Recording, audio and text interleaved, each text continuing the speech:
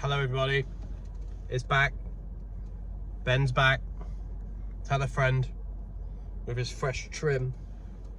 Yeah, man. Hope everyone's good. This is just gonna be every fucking time. Stop saying it, Ben. Stop saying it's gonna be a short video. Just get on with it, mate. Right, so 3 things I want to talk about. I've been all over the place this week, so this is my video, which will probably go up next week. Hello. First things first, bit of housekeeping. There's going to be a new podcast next week. It's going to be Oliver Miles from Pupil Slicer, from Perpetual Paradox, and a few other bands. Right, so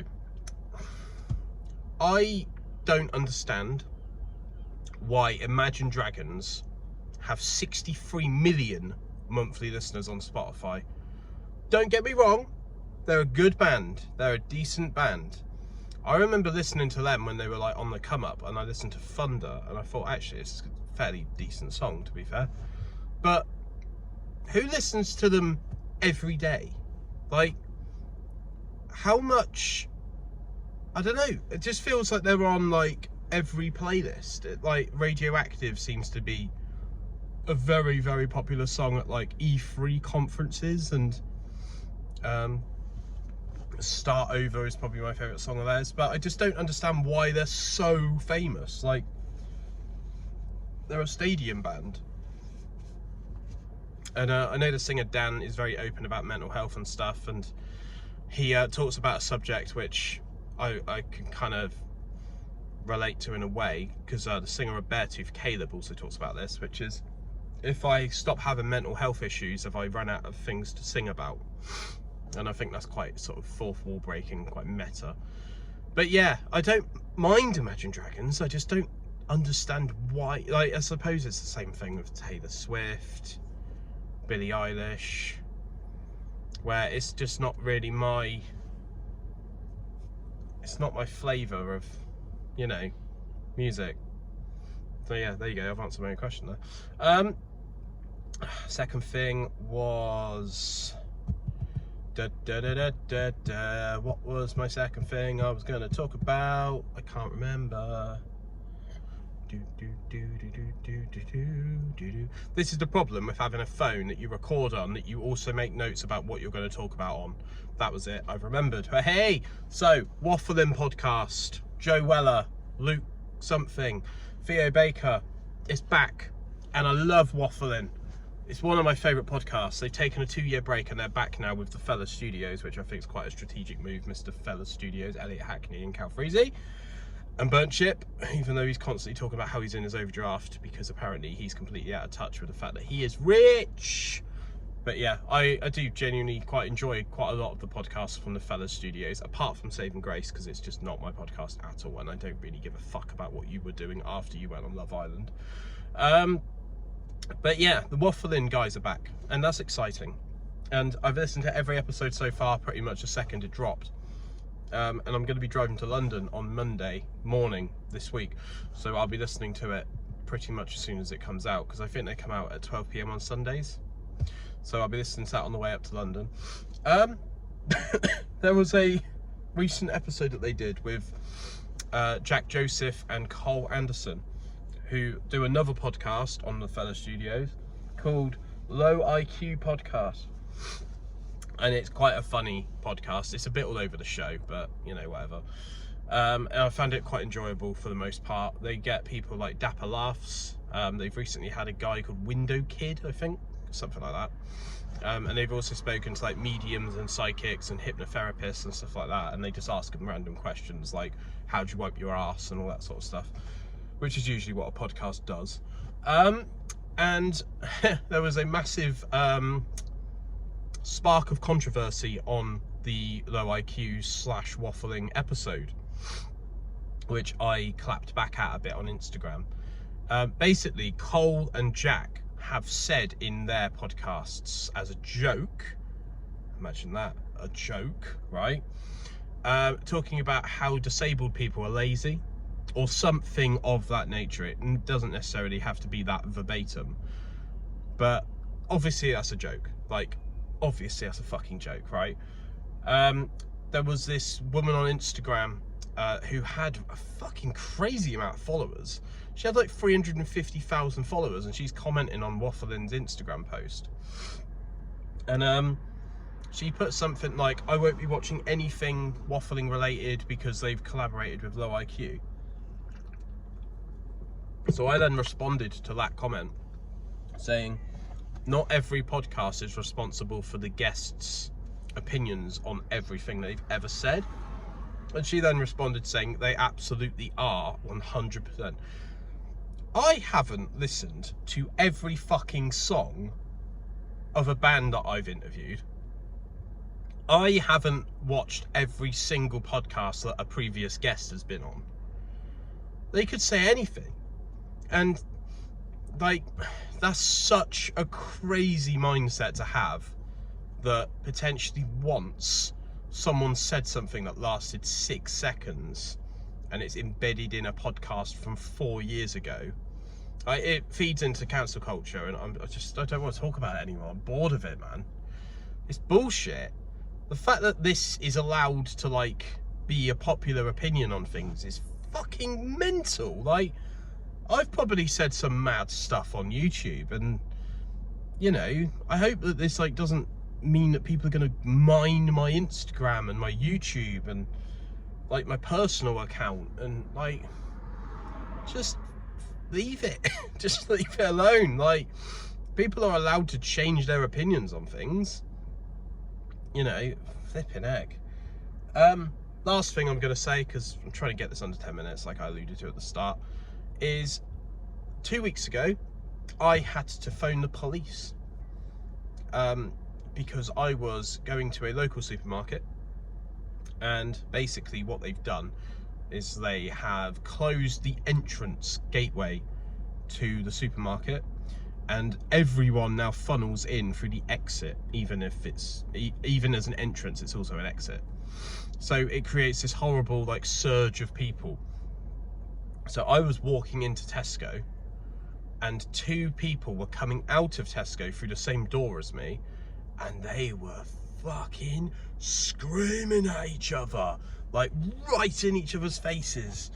And it was a couple, it was a bloke and a woman, and they were like, what are you gonna do about it? You're gonna phone the police on me? And the woman was like, yeah, I'm gonna phone the police on you because you smacked my mum or something like that.